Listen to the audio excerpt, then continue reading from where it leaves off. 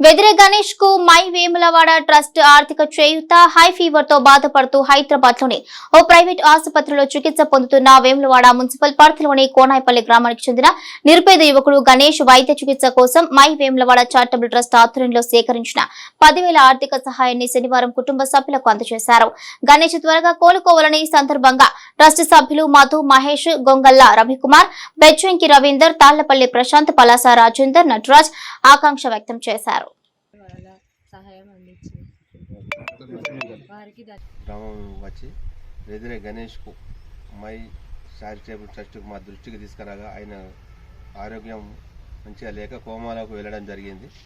మా my Vemulawada trust దృష్టికి తీసుకురాగానే మా ట్రస్ట్ సభ్యులు మనిషికి 500, 200, 1000 ఇట్లా కొట్టి ఇవ్వడం జరిగింది. వారికి ఈ రోజున 10,000 రూపాయలు అందజేయడం జరిగింది.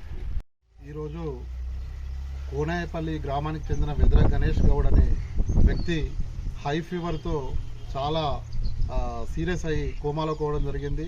మై వేములవాడ చారిటబుల్ ట్రస్ట్ను ఆశ్రయించి నుంచి వెళ్ళి వారు కోరగానే దాతల సహాయ సహకారంతో 10,000 ఆర్థిక సహాయాన్ని అందించడం జరిగింది. వారికి దాతలకు పేరు పేరున ధన్యవాదాలు చేయడం తెలుపడుతుంది.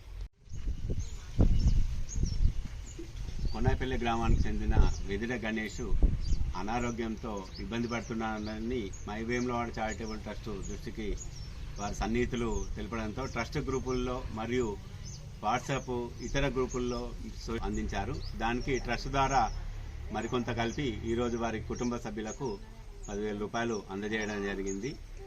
వెదిరే గణేష్ గారి ఆరోగ్యం త్వరగా కుదుటపడాలని మై వేములవాడ చారిటబుల్ ట్రస్ట్ తరఫున